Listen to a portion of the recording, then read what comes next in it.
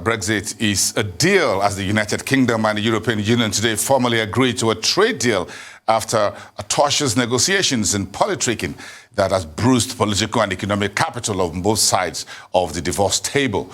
John Cookson is ARISE correspondent in London and has been following the entire Brexit brouhaha for weeks and months on end. And finally, now, hello there, John. Good evening. Can I get you a glass of wine or champagne on the Brexit deal? Is it celebration time tonight in the UK or Brussels, or folks would rather get a hot shower and go to bed? Look, it's not weeks or months, it's years, for heaven's sake. Well, at least 4.5 years since the British people voted by a narrow majority to leave the European Union. Now, that happened in January this year, and then we've had months, as you say, of tense, fractious negotiations. And tonight, Christmas Eve, it's all over. The deal's been done.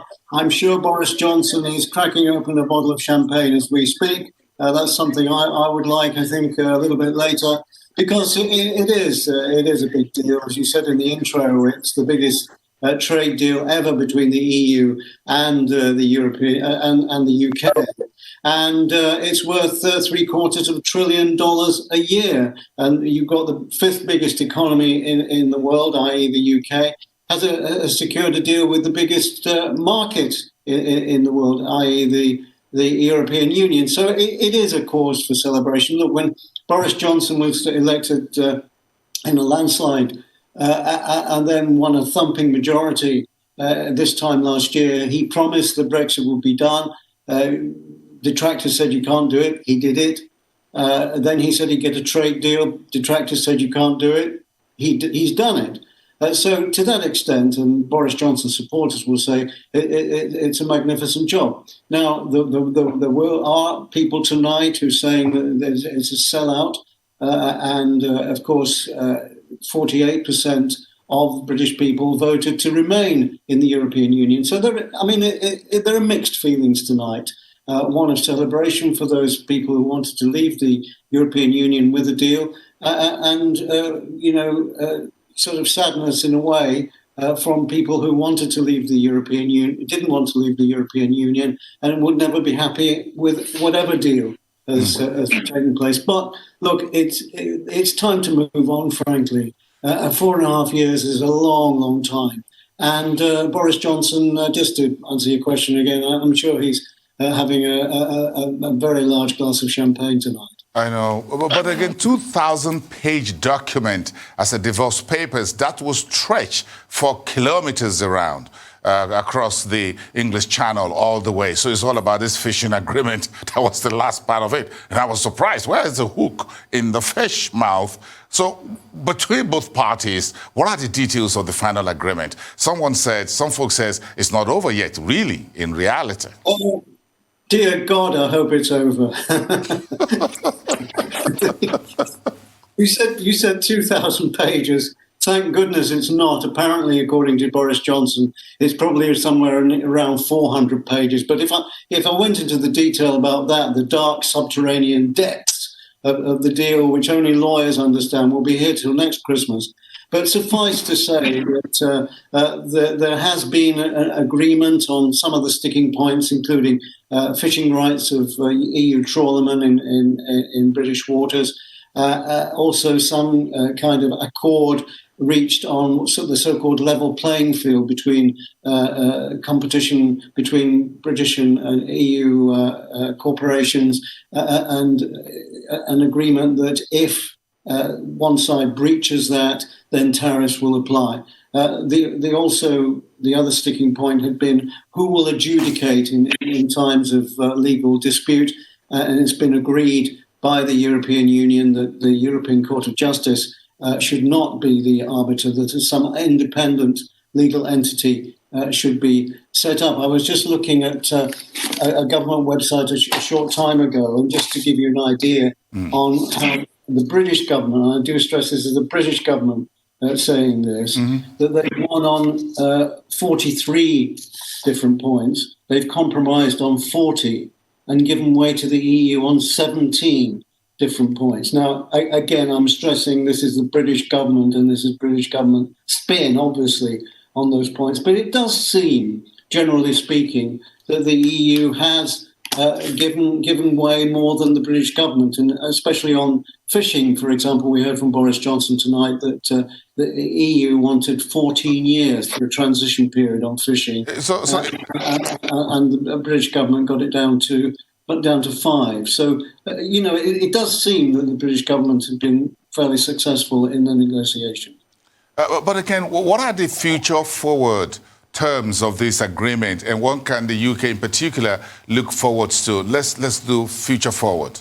Yeah, well, look, this all comes into effect actually, people say the 1st of January. It's actually 11 p.m. on the 31st of December. Britain is an hour behind the European Union. And what happens after that is that Britain has access to the European Union as a market. There are no tariffs and taxes. On the downside of that, there will be more bureaucracy, for sure, on the borders, and more bureaucracy inevitably means that the consumer will have to pay a little more for goods, and we'll have to wait and see how that all pans out. But it's more than trade; it's also a deal and a general playing field, if you like, for agreement on security and policing. The UK will no longer get access to all the criminal records that it has access to in the European Union in the future. But look, there is some coming together, and there will be some sharing information because, look, it's in everyone's interest, the UK and the EU, to share this kind of security and policing information. So it is a new era. Britain, I remember when Britain wasn't part of what was then the European community. And we are going back to those days. For example, if I want to go to Europe for a period of more than 90 days, then I'm going to have a visa, which, wasn't how it has been for the last 50 years or so. But getting a visa has never been a particular problem with, for example, the United States. I'm trying to understand this because the UK is an island, and so no man is an island. So I don't understand the whole issue about being an island, and in practical terms, you become an island because now you're out of the EU, so you're still an island, as the case may be. Let me ask this question: is this Brexit deal reversible? Is it possible that it's at any point in the future, or is it cast in iron? Oh my God, are you kidding me? We just spent 5 years getting out of the damn thing. Why would we want to go back? I just played the devil's advocate.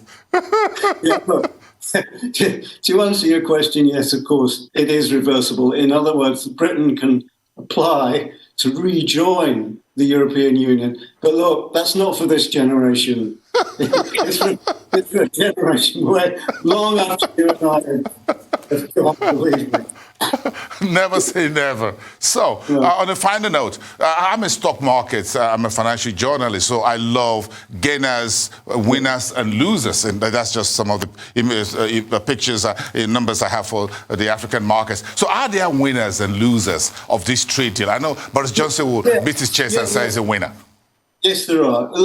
Talking about the winners, I think the British nation is a winner overall, and it's a country in desperate need of some good news. With the COVID background, we're losing around 700 people a day. I hear 500 people plus died yesterday. 70,000 British people have died in this country since March, and this country is suffering a great deal, and we need some good news, and this is some good news.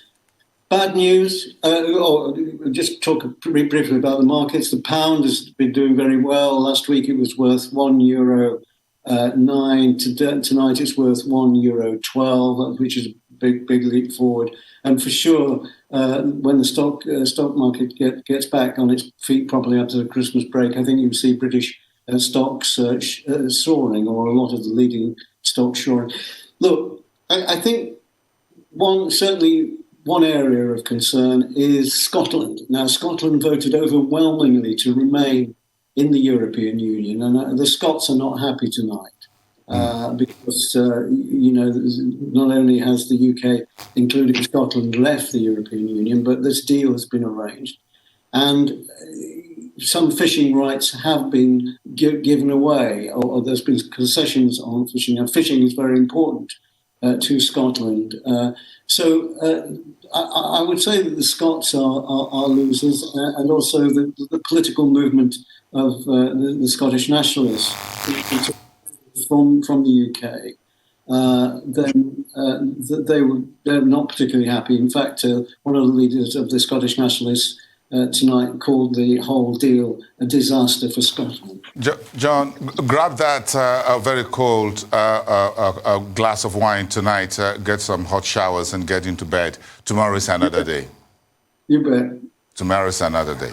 Many thanks, John. A long day. We appreciate you following the big stories for us here on Arise News channel.